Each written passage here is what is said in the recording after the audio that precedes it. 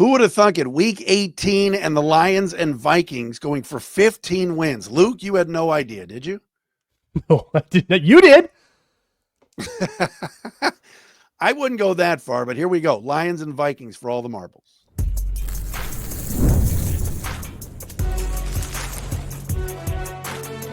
You are Locked On NFL Crossover, part of the Locked On Podcast Network. Your team every day.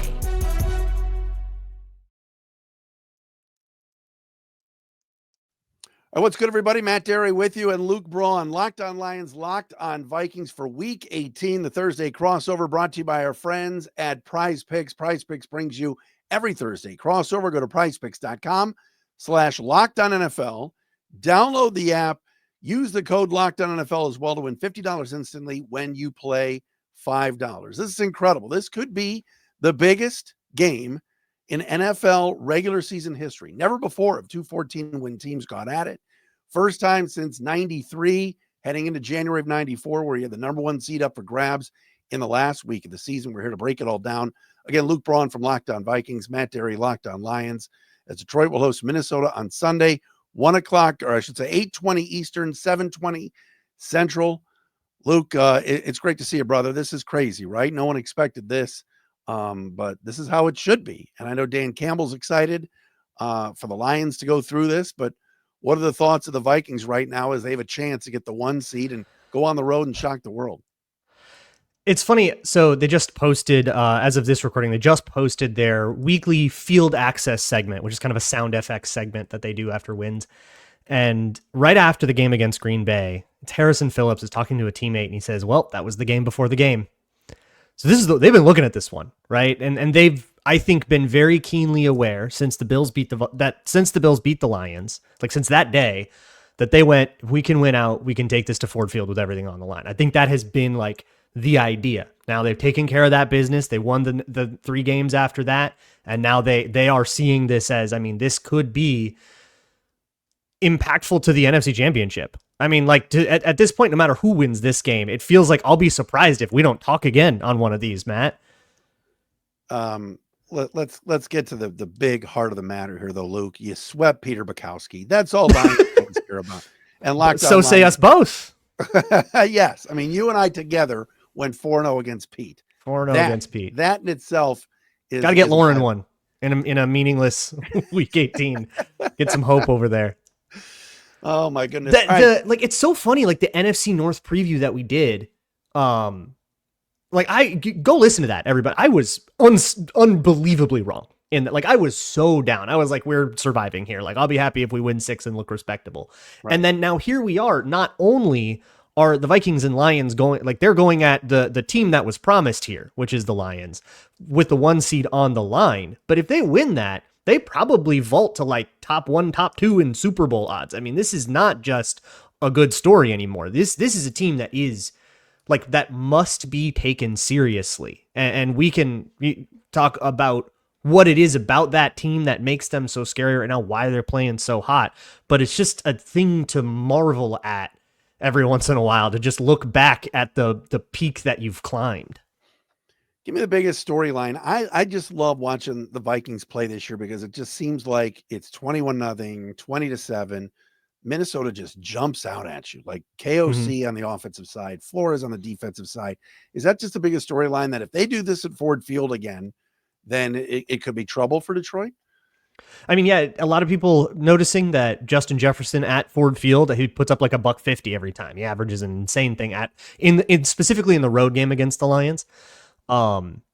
So yeah, if they can, and now of course the Lions defense is all banged up and stuff, so everybody thinks they're going to go get 50. The over under for this game is 57, which is just obscene at FanDuel. So yeah, I would say the big storyline is still right now Sam Darnold. Everybody is now kind of looking ahead a little bit, putting the cart before the horse a little bit, by asking, well, what do they do with Sam Darnold in the offseason? He's scheduled to become a free agent. It was just a 1-year deal. Do you tag him? Do you let him walk? Do you offer him some kind of Baker Mayfield-esque, mid-tier deal? Will he take that?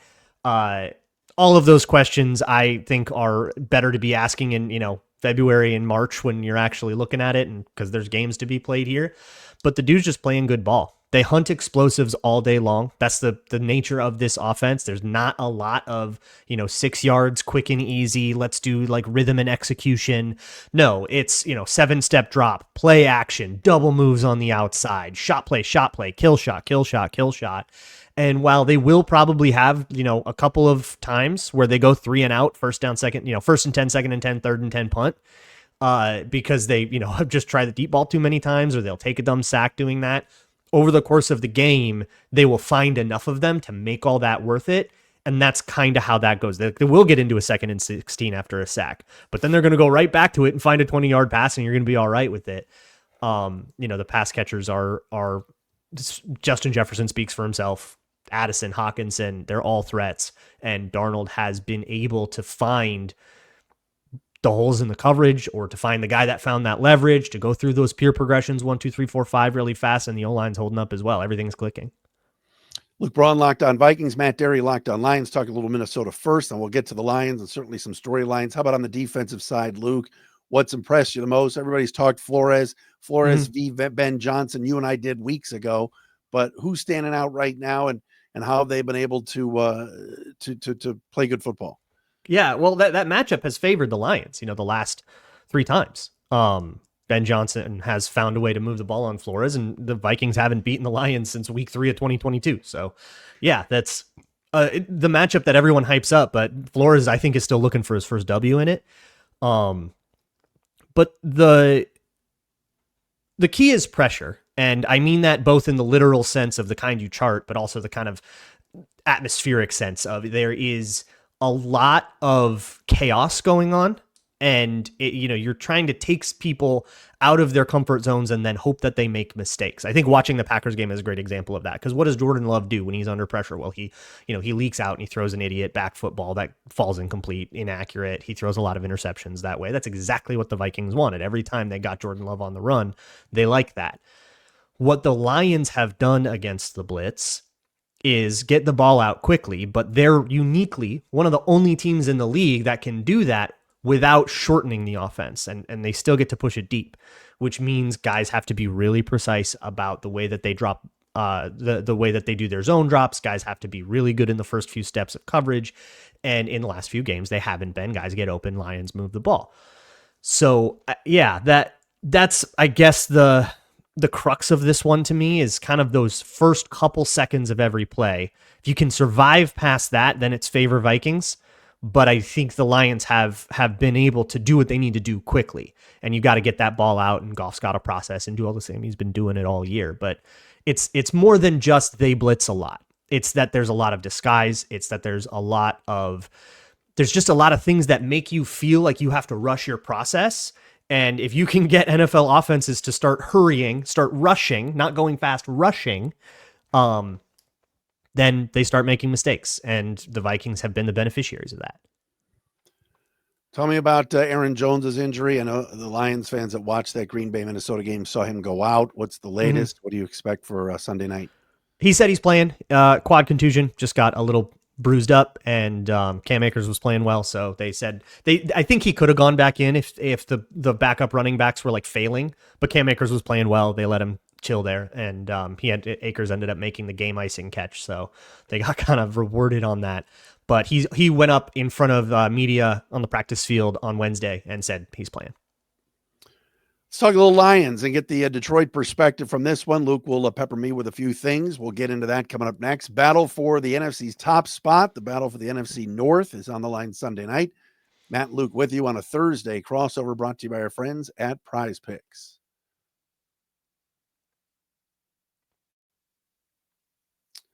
But first, Locked On Lions and Locked On Vikings are brought to you by our friends at FanDuel. We always love talking about FanDuel. And yes, as Luke talked about before, a lot of fun wagers you can do on Lions and Vikings for Sunday night. But remember, you got games, including college football playoff games going on right now. You got the Sugar Bowl Thursday night now. Doing everything that went on in New Orleans. You want to put some money down on all these games, you can do so at America's #1 sportsbook. NFL playoffs are almost here too. Not too late to get on this regular season action for Week 18, because right now, new customers can finish the season strong with $250 in bonus bets if your first $5 bet wins. FanDuel has so many ways for you to pick up that dub. Love betting on which players will score a touchdown, how many points each team will score, totals, everything else, player props, and more at FanDuel. Visit FanDuel.com to join today. That's FanDuel.com for your chance at $250 in bonus bets. Make every moment more with FanDuel, the official sportsbook partner of the NFL.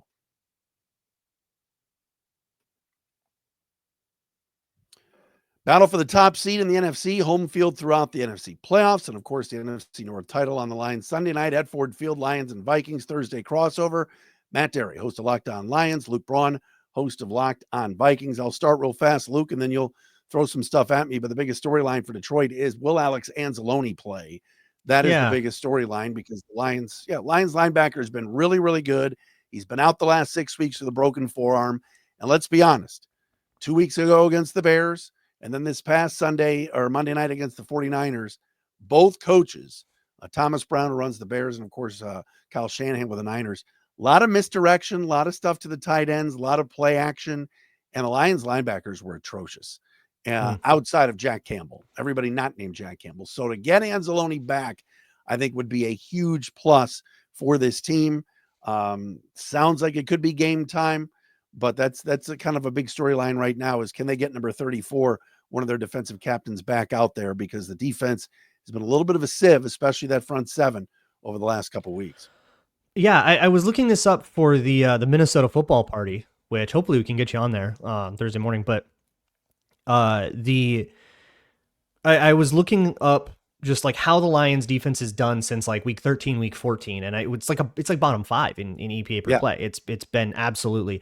So I'm sure every single crossover has asked you this, but of course, with all of the injuries that have happened on the Lions, my question's a little more specific though. Like, what is the nature of the struggle? Is it that guys aren't physical enough up front because you're missing too many D linemen? Is it that there is too much misdirection attacking backup linebackers? Like, Brian Branch is still around. Kirby Joseph is still around. Is there a problem in that secondary? Is it really just the backups, or is there something more systemic going on? No, I really just think it's attrition. When they lost Aiden Hutchinson, they survived it. They did. They found because they didn't do any like pass rush plan with Aiden Hutchinson. It was all just isolate Aiden Hutchinson and let him cook. And then they had to like do some pass rushes, but Aaron Glenn has those. He just had to kind of go dig into a bag he wasn't digging into with Aiden Hutchinson. Well, Hutch is so special that you knew you weren't going to replace him. And I thought for the most part, the games after he was gone, they survived it. They did all right. Then they went out and picked up Zadarius Smith, who you know very well. And I know Z Smith's probably this week going to say revenge game. He wants. He always does that. Yeah, it's great and it's fun and he's a great guy. But let's be honest. Get to the quarterback. His name has not been called. He had no tackles on Monday night. And is it like 35 too? I mean, that's like a lot of these guys though, right? Like, yeah. So losing Hutchinson was bad. Aleem McNeil made it really worse. That guy was an absolute stud, playing over the center as a D tackle. And so to me, that's the biggest issue. You referenced Kirby Joseph before. There's an argument to be made for Kirby Joseph to win Defensive Player of the Year. 9 interceptions. He's been that good at free safety. Oh, yeah. Awesome. Brian Branch is excellent. I want to talk a little bit in a second about Amik Robertson. He's been great. So the Lions the secondary's fine to me. Melifonwu being back is big. To me, it's just that front seven outside of that's Jack what Terry Arnold was talking about, right? Because he said something about how, we match up well because we have a good secondary and their thing is receivers, which is the basic point. Yeah. And also an interesting one for a guy that I'm pretty sure just got benched, but Terry Arnold? Did he not get pulled from that 49er game? No, he's fine. No, he's fine. I think the biggest thing I think he was out for a play, but I think the biggest issue is he's just young. I think his PFF grade is lower than I think it should be, but I'm not worried about him. I don't care about that. I'm worried about anybody guarding Justin Jefferson. My concern is Darnold sits back there and has all day. Can Smith get to him? Where's Josh Paschal been? DJ Reader, any of these guys on the interior, Muhammad, they've got to find some way to get to Darnold. And if it means blitzing, which is what Aaron Glenn did in the second half against Purdy, that might be where they have to go. So how would you attack it then? If the secondary is good, how would you, like, if you were on the other side, if you were in the room with Kevin O'Connell, what would be the strategy du jour? What have teams been doing to like fully maximize any like matchup advantages that they have up front. Well, I'll tell you, like I said, what the Niners did this past Monday night, if you want to use the last game, because I think it was Similar Sparky offense. Anderson. Sparky Anderson, the legendary manager of the Tigers many years ago, he always said, "You're only as good as your last game." So, you know, let's just put it in perspective. Kittle on crossing routes, Hawkinson can run the exact same stuff, and that could be an issue this weekend. Yeah. You know, the Lions went out and got Quan Alexander off the scrap heap off the street. They gave him a try. He's now been demoted to practice squad. They went out and tried Jamal Adams. Now he's been let go. It's been a cavalcade of guys, especially outside of Jack Campbell at linebacker, that they've tried. So if you're Kevin O'Connell, also you want to put Justin Jefferson in a position to go up against Amik Robertson. And it's not because Amik Robertson is not good. He's been fantastic, to be honest. I just think it's a size advantage thing. Yeah, you can't grow inside corner, having to play outside because of the Carlton Davis injury. And so now, and this is my biggest thing, and I want you to watch for this, Luke, and I'm going to talk about it the rest of this week too. My biggest issue is not if Amik can hang with Justin Jefferson. I think he can and do okay. My biggest thing is, does Justin Jefferson get under his skin to the point of drawing a very big taunting flag or unnecessary roughness? Because when Amik Robertson, who plays with an edge and plays with a lot of trash talk, which I like, but occasionally crosses that line. And if it's a big 3rd and 15 and the Lions think they have a stop and all of a sudden a late flag comes up and it's because Amik was barking at Justin Jefferson, that could be costly. Watch for that. That's something that scares me a little bit, is some sort of extracurricular stuff with him. There was a play this past week against the Niners where he hit a Niner receiver out of bounds, talked a little trash to him, and Dan Campbell actually grabbed him almost like, "Hey, look, you made the play. Just move on to the next one." Yeah. If they're smart, they'll find a way of Justin Jefferson getting underneath his skin, because Amik can hang with him. He can, it'll be physical and everything else, but it's the stuff afterwards that could be costly.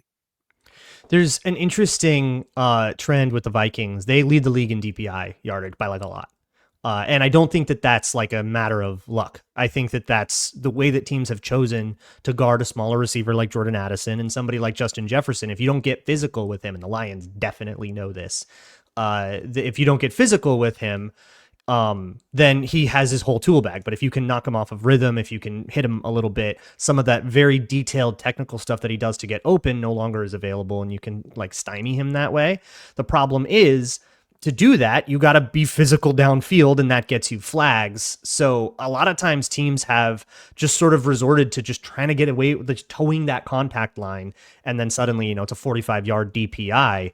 Like the Vikings have done that a lot. But I do want to just real quick get a sense for where the offense is at. No David Montgomery. Doesn't seem like that's too big an issue. Jahmyr Gibbs, very good runner. You just have to give him more reps now.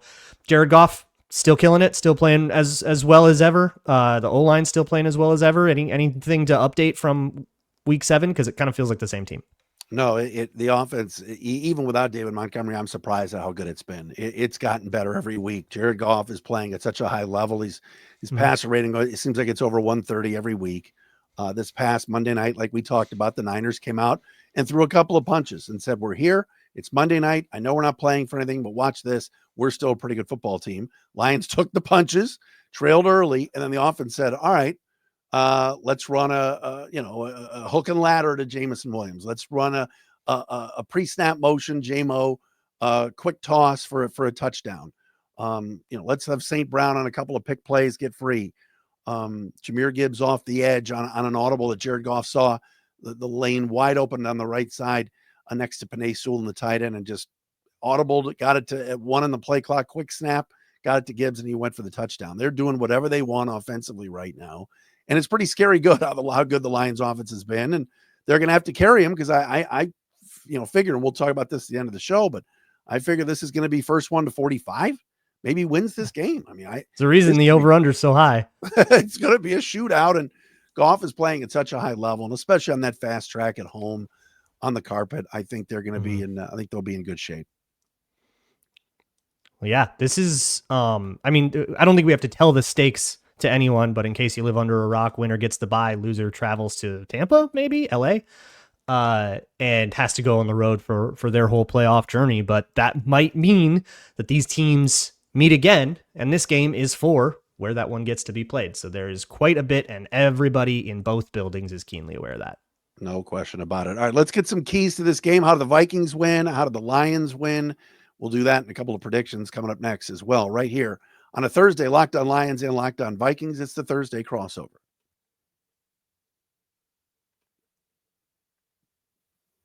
And we're brought to you today by our friends at Gametime. If you are looking for tickets for Lions and Vikings, maybe you're coming from Minnesota, maybe you're here in Detroit, you want to go see the game, it's simple. Get your tickets on the Gametime app. You love going to live events, whether it's sports, music, theater, or comedy.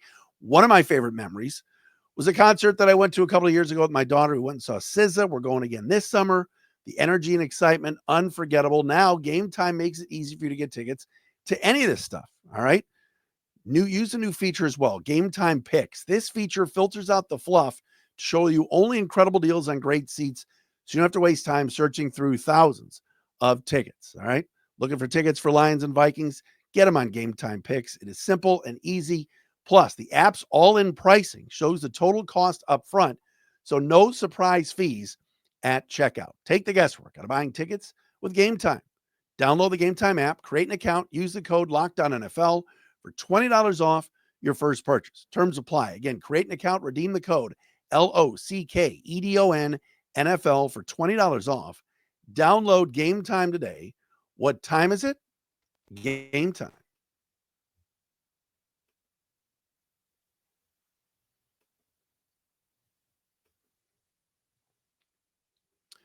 Matt Dery, Luke Braun, Locked On Lions, Locked On Vikings, the Thursday crossover. Biggest regular season game, some Luke are saying, in the history of the league. Do you buy it? In the history of this matchup.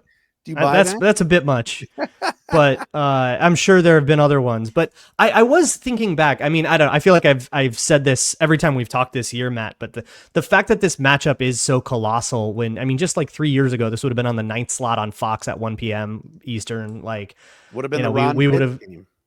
Yeah, they would have been pulling up college announcers. I mean, this is nothing. This used to be nothing, this sleepy thing. But now it's this marquee matchup, and it's Vikings-Lions. It wasn't supposed to be this, and I love that. These two dome teams in the NFC North. But yeah, like this is by far the most, and maybe even the only time that there's been like a possibly season-defining Vikings-Lions game. Like if whichever of these teams loses, if they go one and done in the playoffs because they got to go on the road and play like Baker Mayfield and that's tough, this will be the game that is seen as the one that defines the season. As, man, they were looking right at it, but they just couldn't get past their rivals. And I can't remember a time when either team's season came down to a Vikings-Lions game. It's always, but there's been plenty of times where it came down to a Lions-Packers game or a Vikings-Bears game or Vikings-Packers, but I can't think of a time when this was more than just another one in the regular season. I think that's beautiful. The game, what game was it? Well, it wasn't at the end of the year, but the Golden Tate somersault into the end zone game had some meaning years ago. That was week 4, 2017, I think. Yeah. Well, the Vikings were 13-3, and that was one of the 3. Yes, but nothing like this. I agree with you. No. And the Lions and Vikings have played some, like you're right, some stinker week 18s, week 17s have not mattered, and it's awesome. It is so much fun. How do the Vikings get this done, Luke? How do you see it that they go in there and win? What do they have to do? Yeah, I think it's your P's and Q's on offense, right? Like everybody sees what has happened to this Lions defense. There's a lot of tape on it, and I think you'd be crazy if you didn't think the Vikings were going to be able to move the ball here. But you look at the other side. And this Lions offense has had the keys to Flores. They have owned this defense in the past few games.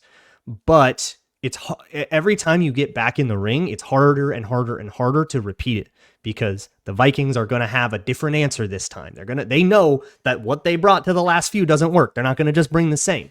So if the Vikings can get Jared Goff uncomfortable, which they have not been able to do. Goff's been getting the ball out totally untouched in all of these games. And interestingly, they didn't really blitz in that last game. And this is a stat I know you're not going to get anywhere else. That cover 0 look that the Vikings have with everybody strung out on the line of scrimmage. Yeah.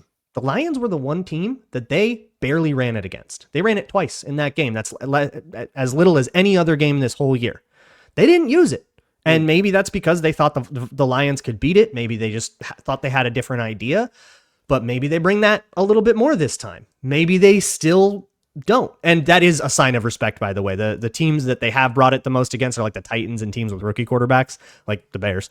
But against the Lions, they didn't feel like that was the way to go.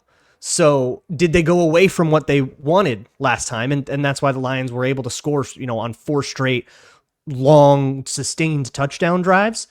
Maybe. And then they got to kind of figure that out. But if the Vikings can get those disruptions, force those turnovers the Lions have been so good at avoiding, and prevent themselves from that like turnover avalanche that seems to happen in all of these Lions games where, they get up by a score or two and then suddenly there's a turnover and then it's a 3-score game and then you're just chasing it the whole time. You got to avoid that little sequence, that avalanche. And the Vikings have given that avalanche to other teams. So if one of those happens to one of these teams, that could be the key. Just who gets that nice streak, that one, that crazy quarter where you're going out of it going, and all of your beat reporters are tweeting about how much of a disaster that quarter was. Or will this be a little bit more back and forth and stay on the knife's edge for the whole time? Yeah, I mean, I really, truly see this as a track meet. I think, number one, Dan Campbell, I think this is for Coach of the Year. I think the winner of this game wins Coach of the Year. Maybe. Although those odds are off of FanDuel already, so I think it might already be a little decided, but perhaps. So I think Dan Campbell's still got to be himself in this game. And if there's an opportunity for 3, but he knows right now our defense isn't getting it done and I got to go for it, just still be yourself. That, number one, is a key for me. Number 2, I said it earlier. There's 2 guys out there right now that could get flagged for being too, overhyped in this game. And that's Darius Smith, discipline, who's always out for blood against the Vikings because he thought he got screwed over by them and Green Bay. And like I said, Robertson and Jefferson, I think is going to be just a knockdown, drag out street fight, those 2. So are they going to man it up? Are they going to leave that matchup to happen, or is this going to be more of like a zone thing? I think Aaron Glenn's who he is. I think he loves man, and I think he wants to put his guys. Look, Justin Jefferson in a zone where he gets the ball and goes could be scary too. Yeah, like the Lions play without fear. So good. Like that's the Dan Campbell thing. They play without fear, and everybody else has played with fear against the Vikings. When you play with fear and you contract and you do a bunch of perimeter screens and you try to, live in your quick game and off defensively, you bracket Justin Jefferson because you're scared of him. Everything that the other teams do that plays into the Vikings' hand, they do out of fear. And the Lions say, all right, Justin, you can get your 150. But we're going to try to win the game anyways. That has been, I've gone on these crossovers all season, Matt, and I've said, well, here's how the Lions did it. So maybe you want to go take that.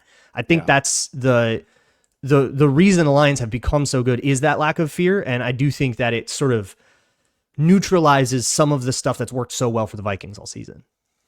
And I'll say, no, I think you're spot on, Luke. And I think the biggest, another key just real fast is ball control. The Lions offensive line is so damn good. And if they can push Minnesota around a little bit, Gibbs, Craig Reynolds, Jamar Jefferson, the 3 backs that they used and utilized well Monday night, can keep Minnesota and the guys we talked about, Addison and Hawk and Jefferson and Darnold off the field, Aaron Jones, that'll be a plus. The Lions have to continue to run the football and do what they do. Do you have a prediction? Do you think your boys are going to do this? I have no idea. The over-under is insane. This game is going to be insane. I know better than to try to predict it. I know. I will say, I'll give you one more key, though, to this one, and that is how the Vikings align their safeties. Last game, they aligned their safeties in a lot of too high. They love to align too high. They do this all the time, and to some degree, this happens to them in every game where teams will run the ball a little bit because they got to get a safety to fill in the alley, and they can find the gap that's the safety's gap. That works a little bit. They basically accept that as a cost of doing business for the coverages that they do. But the Lions really took advantage of it in that first game. So if the Vikings can either do better out of 2 high run fits, which is a little bit like saying, well, why didn't you just win more games? Like way easier said than done. Or do they kind of bite that bullet, get Harrison Smith in the box a little more, get Josh Metellus in the box a little more, and try to fit these things up a little bit stronger? Since the last time we played, there's been a sort of breakout of an unknown guy named Jalen Redmond. He's good for a couple of really awesome, like knifing TFLs a game. So maybe he becomes a different thing, but that might be a key to slowing down this run game. I think the only thing that feels obvious is that the Vikings offense will work, and the Lions offense has worked the last few games. So it feels like this is going to be bit of a track meet. If it's not, then somebody, either Aaron Glenn or Brian Flores, figured something out. Lions going for the season series sweep, of course, winning in week 7, as Luca talked about before, on a Jake Bates field goal at the Horn. I'm going to keep my prediction also for later on in the week. I'm with you. I have no idea either, but I'll tell you this. I don't need to try to guess I don't need to tell you in advance what's going to happen. You want to sit down and watch this game. Why would I spoil it? Ford Field's going to be rocking. It's going to be crazy. Oh, yeah. And I can't. And the All Blacks? That's what it sounds like. The Lions. Yeah, they tweeted the Lions. They were going to wear their official account old throwbacks, but it sounds like they're going to go to the black, and we'll see what that does. If they lose this game in those black uniforms, I can guarantee you never see them again. Oh my God, yeah, that's so cursed. Luke, great to see you. Thanks, brother. Cheers. One of the best. Luke Braun with us, Locked on Vikings. Check him out at Luke Braun NFL. Matt Dery with you, Locked on Lions, at Dery Speaks. The Thursday crossover brought to you by our friends at PrizePicks, the biggest regular season game in the history of the NFL.